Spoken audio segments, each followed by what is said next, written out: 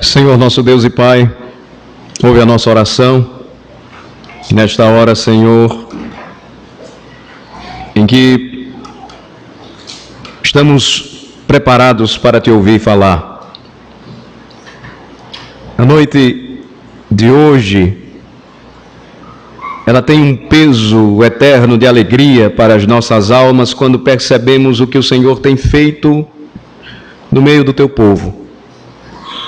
E à medida em que vemos o Senhor cuidar de cada um de nós, não temos, ó Senhor, palavras para Te agradecer.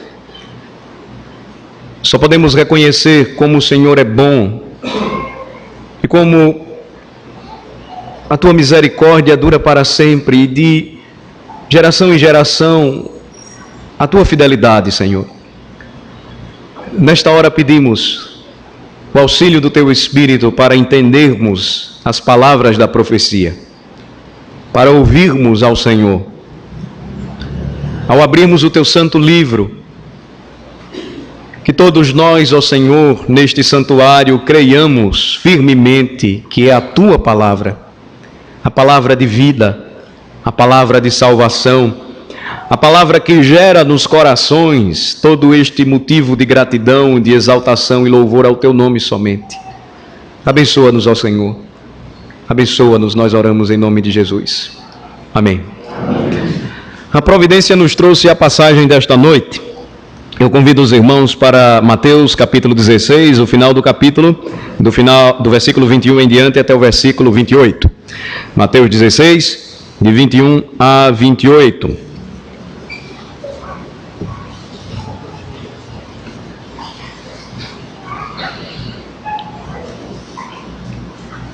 O que podemos aprender com gratidão nestas duas sessões ou duas perícopes do final do capítulo 16 do Evangelho de Mateus? Eu diria que muita coisa ou muitas lições sobre gratidão, a respeito de gratidão, nós podemos aprender. À medida em que estivermos estudando a passagem, nós vamos perceber por que estou dizendo isso.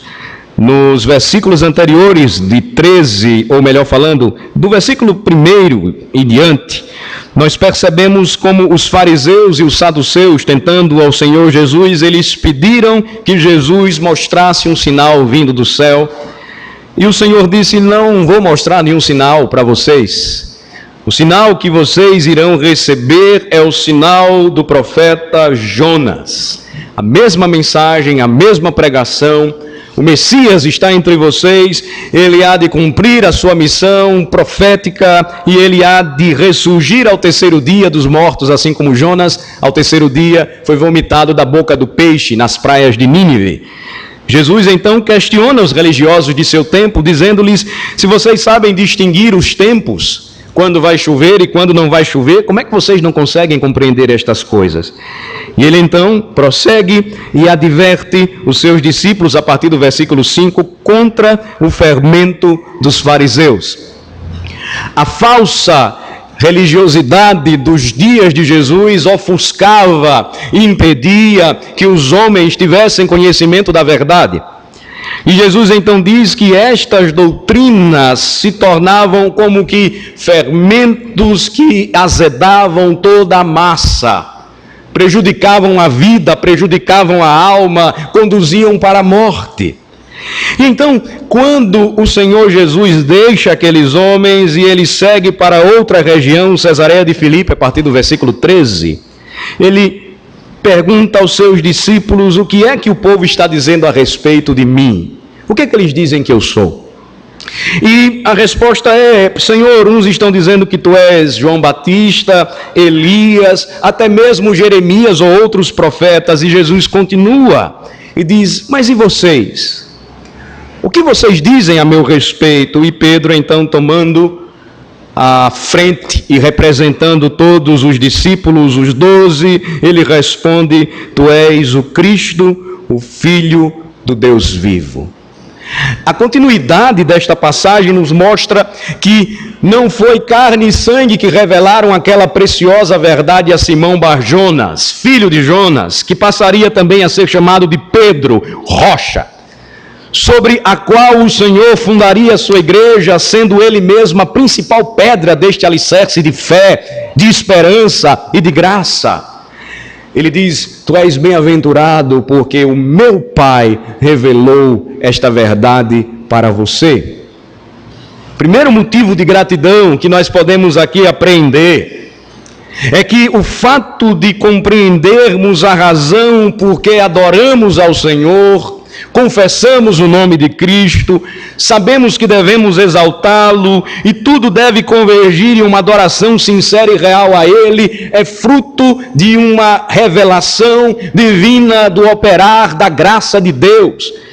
Se o Senhor não abrir o nosso entendimento, a nossa mente e o nosso coração, esta reunião se tornará mais uma reunião religiosa de um segmento do nosso país, protestantes, evangélicos, quais sejam. Mas se o Pai revela ao coração do homem quem verdadeiramente é Jesus, a sua confissão será a mesma confissão de Pedro. Mas aí a passagem prossegue, e Jesus então, ele adverte aos seus discípulos que não dissessem a ninguém ser ele o Cristo, depois de ter dito que os seus apóstolos receberiam as chaves do reino. Por meio da pregação e da disciplina, as portas da igreja do céu se abririam, se fechariam aos homens. E ele disse que, mediante aquela confissão, ele edificaria a sua igreja sobre o fundamento dos apóstolos e profetas, e as portas do inferno não prevaleceriam contra ela. E aqui eu me lembro agora de uma citação errada que fiz na última mensagem no Evangelho de Mateus. O que Jesus estava dizendo e que moveu a igreja na história, e agora me permitam a citação correta, levou a rainha da Escócia a temer mais a pregação de John Knox do que os exércitos ingleses. Porque quando aquele homem se levantava para pregar o evangelho, a própria rainha do seu povo temia, não a pregação de Knox, não a palavra de Knox, mas a mensagem que Knox anunciava. E é esta razão que nos traz aqui mais uma vez e nos faz assentados ouvir novamente um homem falar a respeito de Jesus Cristo. A sequência do texto, então, a partir do versículo 21, nos diz que o entendimento de Pedro e dos demais estava em pleno desenvolvimento. O Pai revelou aquela gloriosa verdade a Pedro, revelou aquela gloriosa verdade aos discípulos, mas os discípulos ainda em um processo de aprendizado, eles precisariam ver a concretização de tudo aquilo que Jesus Cristo estava falando. E a partir do versículo 21, nós notamos a primeira aparição, ou o primeiro momento onde Jesus fala claramente, não utilizando símbolos ou sinais a respeito do que iria acontecer com ele. E por que eu falei que o entendimento ele estava em desenvolvimento? Pedro, que o confessou anteriormente, não durou muito tempo, ele estava agora achando-se dono da verdade e achando que poderia repreender o Senhor. Vamos ler dos versículos 21 a 23? Vamos lá? Vamos ler juntos. Desde esse tempo, começou Jesus Cristo a mostrar a seus discípulos que lhe era necessário seguir para Jerusalém e sofrer muitas coisas dos anciãos, dos principais sacerdotes e dos escribas, ser morto e ressuscitado no terceiro dia. E Pedro, chamando-o à parte, começou a reprová-lo, dizendo: tem compaixão de ti, Senhor, isso de modo algum te acontecerá. Mas Jesus, voltando-se, disse a Pedro: arreda, Satanás, tu és para mim pedra de tropeço, porque não cogitas das coisas de Deus, e sim das dos homens. Então, nesse mesmo tempo, na sequência daquilo que ele revelou a Pedro, o que acontece é que o Senhor começa a mostrar aos seus discípulos o que era necessário acontecer com ele, para que o seu povo fosse liberto de seus próprios pecados. Não foi essa a missão de Jesus? Não foi por isso que Jesus veio ao mundo? Não foi por essa razão que ele encarnou? Não foi esse o motivo que o trouxe para evangelizar com a paz e transformar os corações e mudar a direção daquilo que fazemos, porque agora passamos a saber quem somos e quem Ele é? Nesse mesmo tempo, então, Jesus começou a dizer ou a mostrar a seus discípulos que lhe era necessário seguir para Jerusalém. Ó Jerusalém, cidade santa! Ó Jerusalém, cidade dos reis! Era para lá que os discípulos esperavam que o Messias triunfante sentasse no trono, que lhe é de direito, e então colocasse para correr o Império Romano que estava dominando por anos aquela região. Mas Jesus traz uma proposta diferente. Ele diz que ele deveria seguir para Jerusalém, que ele mesmo afirmou matava profetas, porque ele deveria sofrer muitas coisas dos anciãos, dos principais sacerdotes e dos escribas. Aqueles que deveriam estar atentos aos sinais, à vinda do Messias, do Cristo, seriam os homens que crucificariam o Redentor. Jesus diz então que ele iria sofrer muitas coisas da parte destes homens, depois ele seria morto e ele então ressuscitaria no terceiro dia. Mais uma vez Pedro se apresenta. A reação de Pedro não foi aquela que o levou a confessar Jesus, mas a não acreditar que seria possível que o Cristo, o Filho do Deus vivo, ao entrar em Jerusalém, fosse morto, não fosse recebido. Mas o que Jesus está mostrando no final foi aquilo que Pedro ainda não estava conseguindo compreender. Ele seria morto depois de ter sido entregue nas mãos dos fariseus, dos escribas, dos anciãos, dos principais sacerdotes, mas ressuscitaria no terceiro dia. A sequência então no versículo 22, vocês leram comigo, foi Pedro chamando Jesus à parte. Pedro pega Jesus pelo braço, eles estão andando, e Pedro então chama o Senhor à parte, e ele faz isso com o intuito de dissuadi-lo desta ideia. Ele começa a reprová-lo, diz o texto, e literalmente na língua grega ele diz: nunca, Senhor. Que história é essa? Não, tem compaixão de ti, isso não acontecerá jamais. O que Pedro não estava conseguindo enxergar é que todas as profecias apontavam para o servo sofredor, que deveria passar por tudo isso, a fim de garantir vida e salvação para o seu povo, para a sua igreja. Ele agora não está confessando algo da parte de Deus, mas Jesus sabe muito bem quem está usando Pedro. No versículo 23, ele volta-se para Pedro e ele diz para Pedro: arreda, Satanás, afasta-se de mim.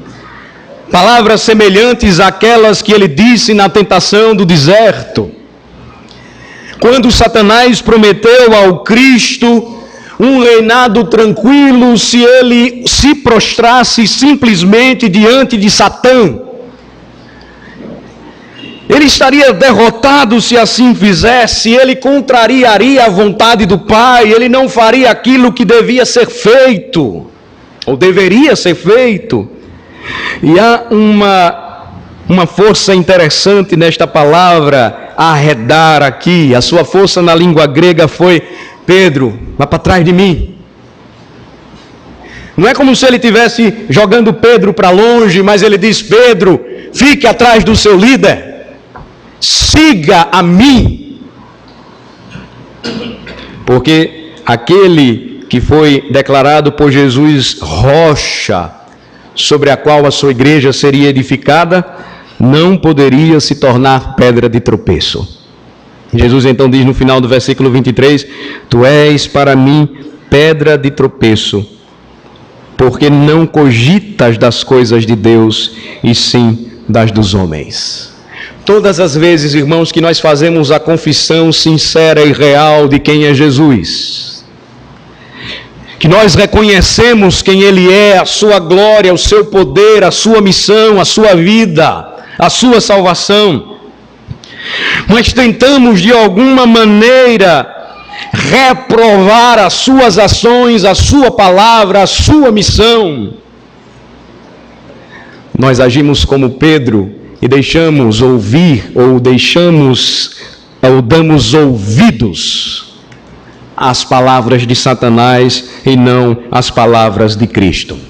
A sequência então, a partir do versículo 24, mais uma vez Jesus ensinando os seus discípulos, e depois de ter dito, Pedro, vai para trás de mim, lembre-se que eu sou o líder, eu sou o Senhor, eu conduzo vocês, eu sou Jesus, eu sou o Filho de Deus, eu sou o Emanuel. Ele então começa mais uma vez a ensiná-los e mostrar-lhes que o pré-requisito ao discipulado, ele traz consigo não somente aquilo que nos leva a abandonar o mundo e seguir ao Senhor sem reservas, mas é uma característica ao mesmo tempo contínua da vida cristã. Vejam comigo os versículos de 24 a 28, vamos ler juntos agora. Então, disse Jesus a seus discípulos, se alguém quer vir após mim, a si mesmo se negue, tome a sua cruz e siga-me. Porquanto quem quiser salvar a sua vida, perdê-la-á, e quem perder a vida por minha causa, achá-la-á. Pois que aproveitará o homem se ganhar o mundo inteiro e perder a sua alma? O que dará o homem em troca da sua alma? Porque o Filho do Homem há de vir na glória de seu Pai com os seus anjos, e então retribuirá a cada um conforme as suas obras. Em verdade vos digo que alguns há, dos que aqui se encontram, e de maneira nenhuma passarão pela morte, até que vejam vir o Filho do Homem no seu reino. A temática do Evangelho de Mateus é o reino do Messias. Mais uma vez ele trata do assunto e ele apresenta novamente, lembrem-se, ele mencionou isso no capítulo 10, versículo 39, o pré-requisito para aquele que deseja ser discípulo do Senhor. Versículo 24, portanto, Jesus, ele diz aos seus discípulos o que vocês leram comigo. Se alguém quer seguir a Jesus, deve vir após ele, nunca na frente, nunca dizendo o que Jesus tem que fazer. Percebem a ideia hoje que é passada ou transmitida de um Jesus fabricado? De um Jesus que deve ser adaptado ao meu gosto, à maneira como eu quero viver, à maneira como eu penso, à maneira como eu falo, a maneira como eu negocio, a maneira como eu trato minha esposa, a maneira como eu trato os meus filhos, a maneira como eu entendo o casamento, a maneira como eu encaro a enfermidade.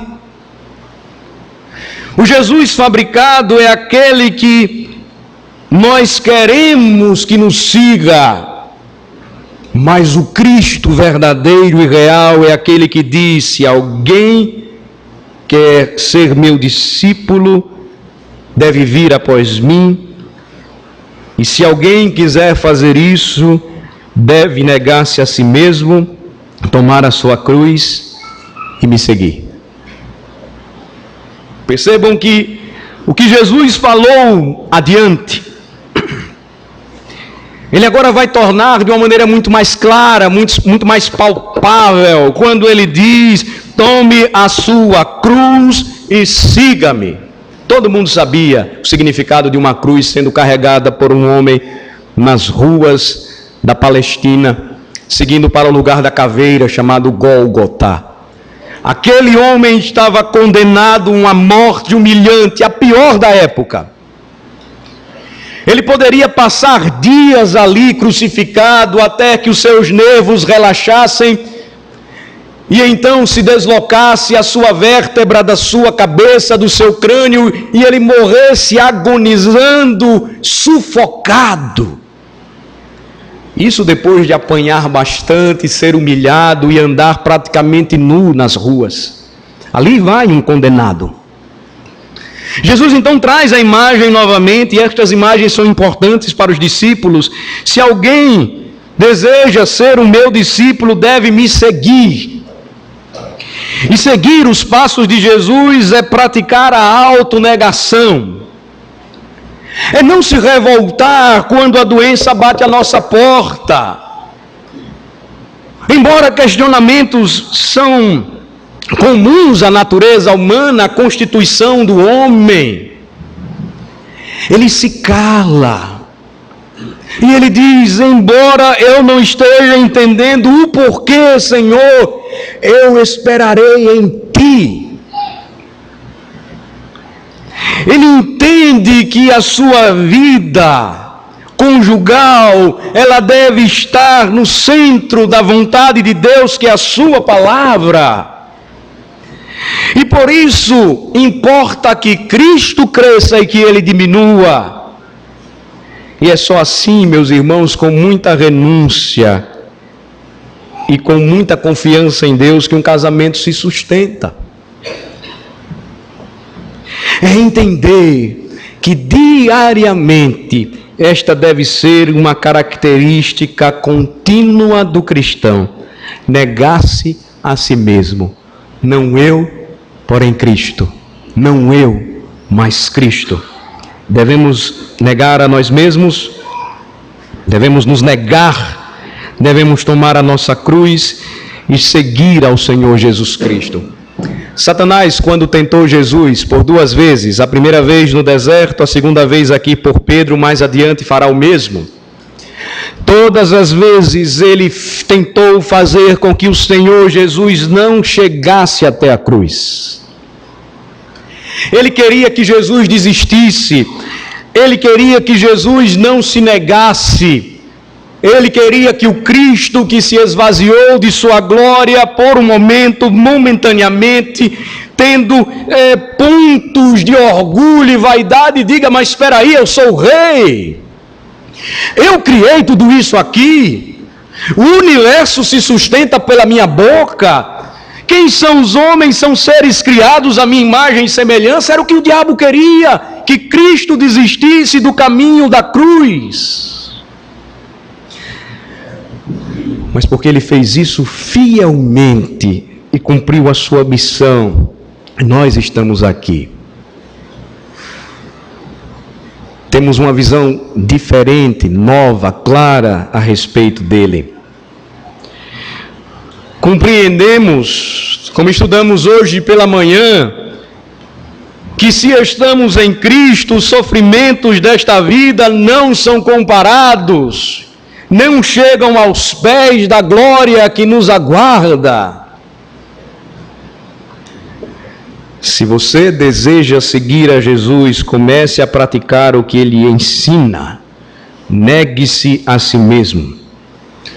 Você é topetudo? Negue-se a si mesmo. Você é orgulhoso? Negue-se a si mesmo. Você é arrogante? Negue-se a si mesmo. Você é prepotente? Negue-se a si mesmo. Você confia no seu braço?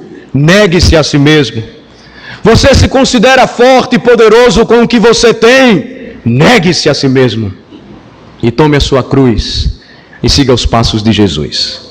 No versículo 25 que vocês leram comigo, Jesus ele estende o seu pensamento, a sua verdade, e diz: porquanto quem quiser salvar a sua vida, perdê-la-á. E quem perder a vida por minha causa, achá-la-á. São conceitos paradoxais para o mundo em que nós vivemos. Que história é essa?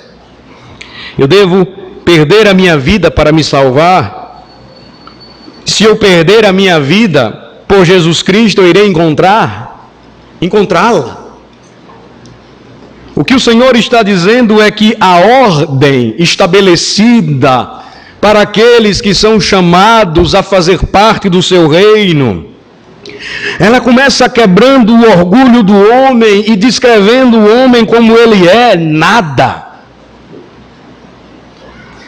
Os homens, por melhores, mais ricos e poderosos que sejam, terminam no mesmo lugar, assentados nos vasos semelhantes, quer sejam de ouro ou de plástico, e derramando nas latrinas a sujeira dos seus interiores. Os homens não são nada.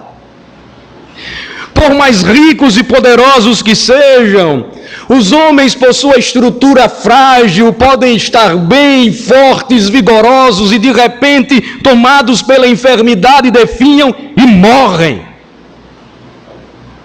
Perder a nossa vida por causa de Cristo é entender que uma vez seguindo, caminhando com Ele, atrás dEle, em seus passos, o morrer se torna, sim, até mesmo morrer se torna lucro.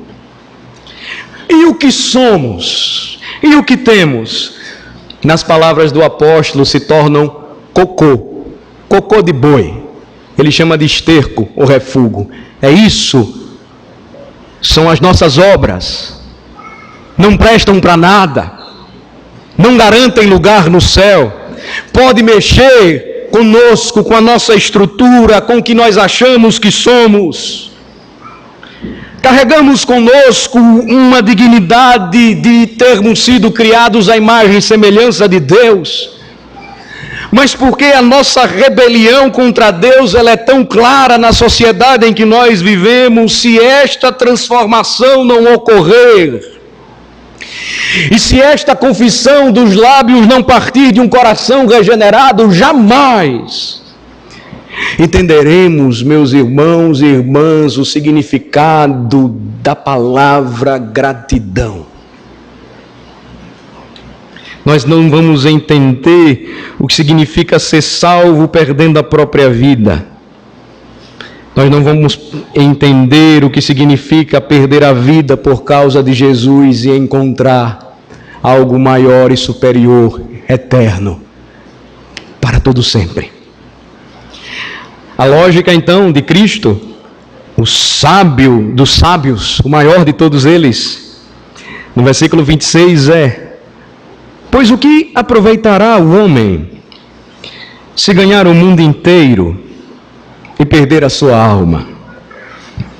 O que dará o homem em troca da sua alma? O que nós podemos dar para o Senhor em troca da nossa alma? O que adiantará se nós nos tornarmos os homens mais ricos deste mundo e a morte bater às nossas portas e nós fomos convocados a comparecer na presença de Deus? O Senhor Jesus Cristo, Ele nos alerta, meus amados irmãos e irmãs, aqueles que nos visitam nesta noite, para a seriedade da vida do homem diante de Deus, que foi criado, não para viver somente nesta vida, mas que um dia comparecerá diante dele e prestará contas de tudo o que fez. Vislumbrem a ideia e percebam, vocês podem examinar as páginas das Escrituras Sagradas. Se morrermos e diante de Deus nos apresentarmos com aquilo que fizemos, tudo o que o Senhor contemplar em nossas mãos será considerado nada, esterco, fezes, cocô, nada que preste. Até mesmo se formos religiosos e nos apresentarmos diante do Senhor e dissermos: mas Senhor, eu fiz tantas coisas em teu nome, eu preguei, profetizei, expulsei demônios, curei pessoas, mas não entreguei a minha vida a Cristo, fui motivado por qualquer outra razão senão a glória de Cristo. Ele dirá: eu nunca conheci vocês, saiam daqui, arreda-te de mim. As perguntas do Senhor, elas são importantes porque trazem um peso de eternidade para nós nesta noite. O que aproveitará para você ganhar o mundo inteiro e perder a sua alma? O que você dará a Deus em troca da sua alma? Você não tem nada para oferecer. Não há outro meio pelo qual o homem seja salvo senão por Jesus Cristo. E se você nesta noite não tiver essa confiança, você pode sair daqui, pode voltar para a sua casa confortável, pode voltar para a sua família bonita, pode voltar para o seu trabalho seguro e de repente tudo muda. E você prestará contas diante do Senhor. E só existe um preço, diz a palavra de Deus, que garante a nós o acesso à presença de Deus. Marquem Mateus 16 e vamos para a primeira carta de Pedro. Façamos este paralelo aqui e observem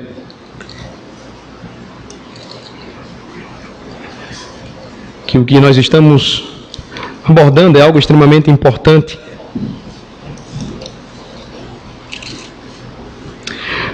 Na segunda carta de Pedro, capítulo 1, ou primeira carta de Pedro, perdão, primeira carta de Pedro, capítulo 1, versículo de número 18 e 19, nos diz a palavra de Deus que o único preço, o único tesouro que nós podemos apresentar diante do Senhor, que vale, que garante a nossa segurança eterna, que garante a nossa salvação, que garante que nós não vamos perder a nossa alma, é o que nós vamos ler juntos aqui nos versículos 18 e 19. Vamos ler?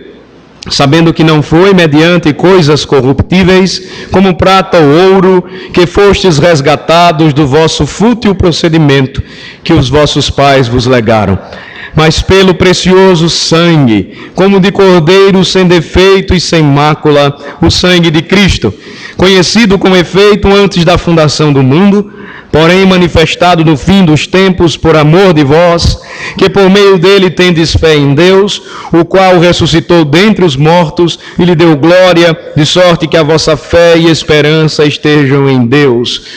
Você já pode ter um dia tido contato com o Evangelho, em algum momento você já pode ter passado por uma igreja ou sido criado por pais tementes a Deus, ou participado de alguma reunião cristã onde este mesmo evangelho foi pregado. Mas você continuou a sua vida, você não considerou estes valores, você se esqueceu de tudo que ouviu e nesta noite Deus lhe dá a oportunidade mais uma vez de ouvir as palavras do Redentor. Negue-se a si mesmo, siga a Cristo, tome a sua cruz, perca a sua vida e encontre a verdadeira salvação. Porque o que aproveitará para você ganhar tudo neste mundo e todo este tesouro que você está juntando, no dia final você lembrar que ele não pode ser levado para a eternidade? O que você pode dar em troca da sua alma? Se por um lado você não pode dar nada, a Escritura diz que Cristo é tudo. E se você ajunta estes tesouros celestiais e eternos, você então entenderá o significado de um crente poder agradecer ao Senhor nesta noite, porque a sua vida é sustentada por Cristo, porque o seu casamento é preservado por Cristo, porque a sua vida, não obstante as lutas e as provações da fé,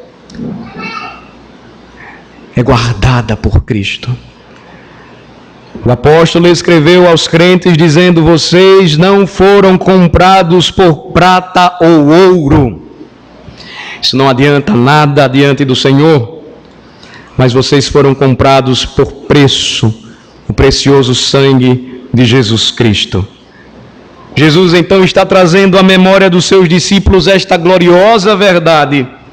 E é por meio desta gloriosa verdade, e eu tenho por objetivo lembrar a todos vocês, a mim também, e fazer conhecida esta verdade a você que está aqui conosco, porque temos tantos motivos para agradecer. Porque sabemos que, vivendo ou morrendo, somos do Senhor. Porque somos perseguidos, mas não desamparados, aflitos, mas não angustiados, abatidos, mas não oprimidos. Porque Cristo Jesus é suficiente para nós, é tudo para nós, é o nosso Salvador, é Ele que nos garante a vida eterna. Voltando para Mateus 16, nós concluímos, voltemos para lá. Concluímos a nossa mensagem desta noite, lembrando aos irmãos duas palavras importantes de Cristo. Jesus, ele conclui dizendo: porque o Filho do Homem há de vir na glória de seu Pai, com seus anjos, e então retribuirá a cada um conforme as suas obras. A expressão há de vir na glória do seu Pai aponta para a sua parousia, o que na língua grega quer dizer o seu retorno, a sua segunda vinda, a sua segunda aparição. Ele há de vir, ele retornará um dia, gloriosamente, diz a Escritura, com os seus anjos, e ele será o juiz de toda a terra. Deus já o estabeleceu. E diz o final do versículo 27 que ele retribuirá a cada um conforme as suas obras. A ideia é, não somente nesta passagem, mas em outras passagens da Bíblia, que níveis de galardão ou de premiação irão existir entre os crentes, por graça somente, de acordo com aquilo que eles realizarem, fizerem, mas por graça somente. Ninguém vai entrar no céu por algo de bom que fez, mas só pela graça de Jesus.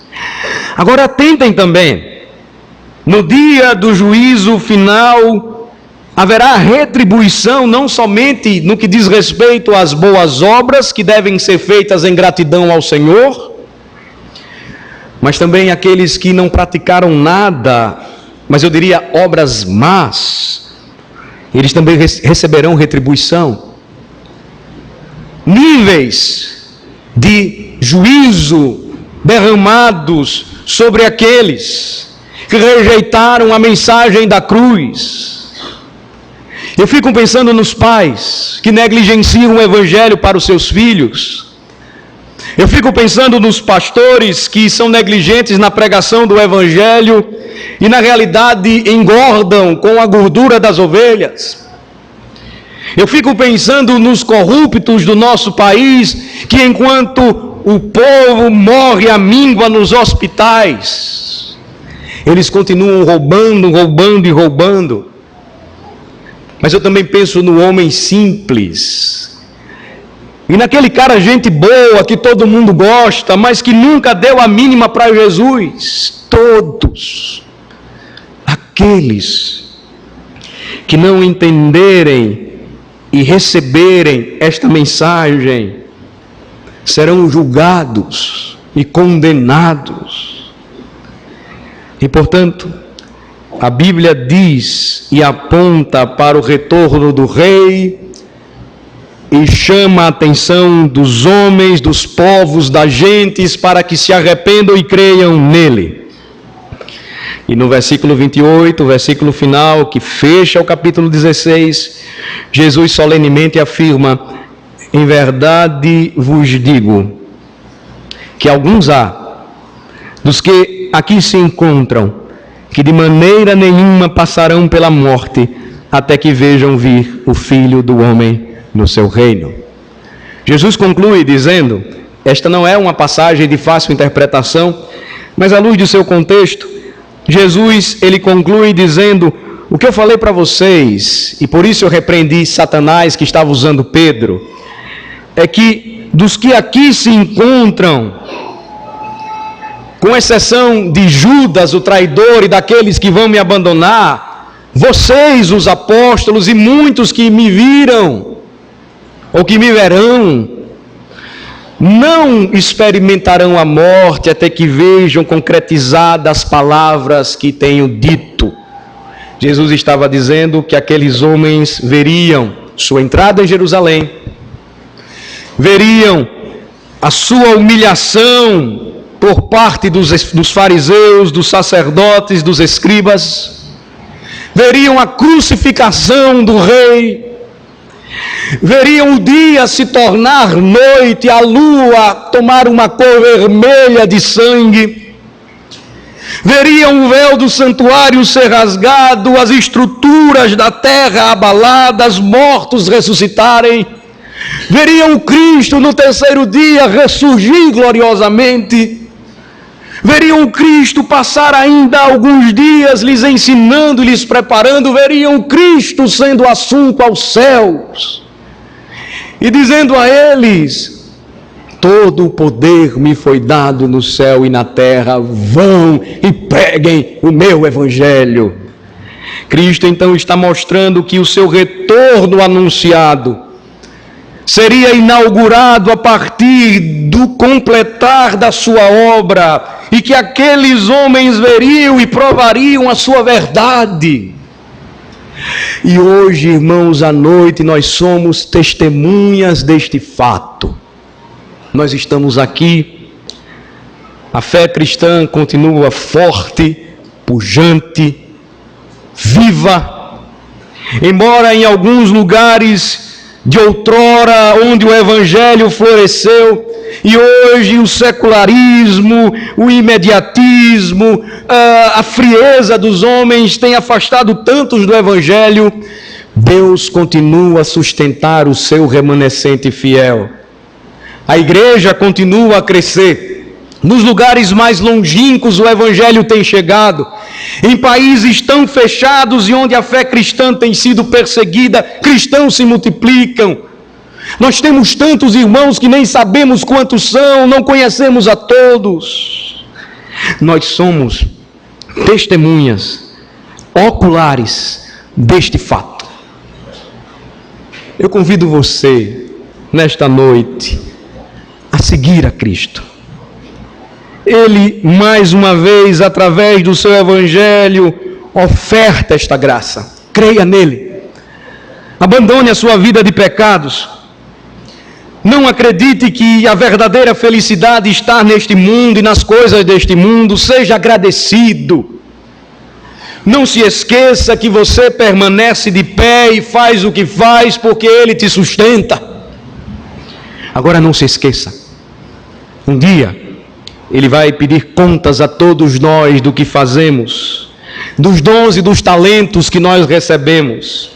Ele vai pesar na balança quem de fato foi agradecido sempre, não somente nas horas boas. Nós estamos aqui tendo a oportunidade ímpar do testemunho de uma irmã de fé. Posso falar como pastor dela, não tenho vergonha de o dizê-lo.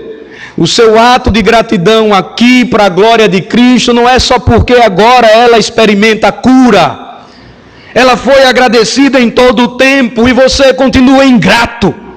Vai sair daqui ingrato, vai continuar vivendo a sua vida ingrato, vai voltar as suas costas para Cristo. Por quê?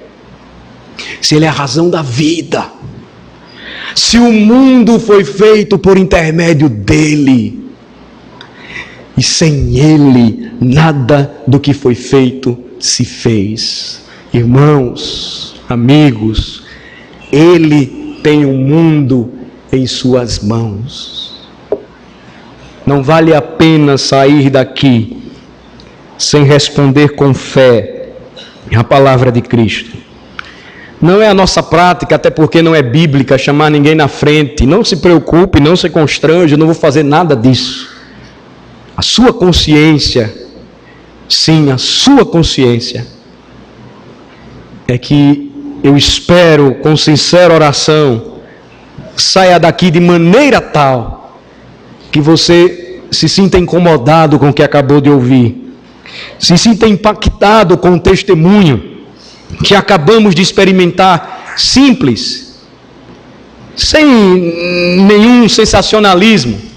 Ninguém foi chamado aqui na frente para dizer quanta bênção, como é seu nome, o que você fez. Isso aí é papagaiada. O crente de fato louva ao Senhor, continua louvando ao Senhor.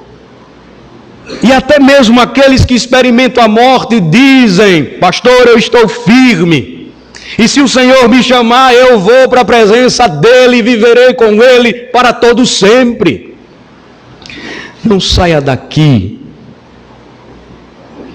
com raiva.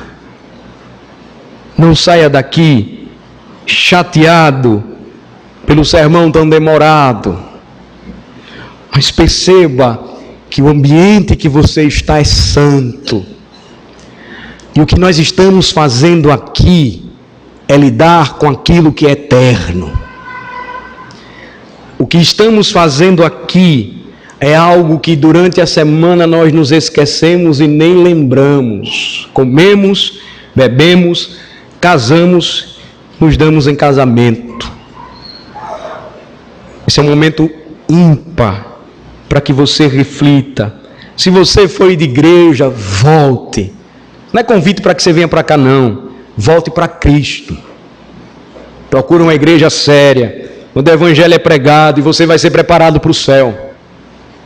Se você está aqui pela primeira vez e viu que o pastor não parou para ficar pedindo o seu dinheiro, lembre-se que existem igrejas de Cristo que o evangelho é pregado e você é convidado a voltar. Quem sustenta essa igreja são os crentes que entendem que se eles não fizerem isso, o evangelho não será honrado. Mas se você voltar aqui, você vai continuar a ouvir a mesma palavra.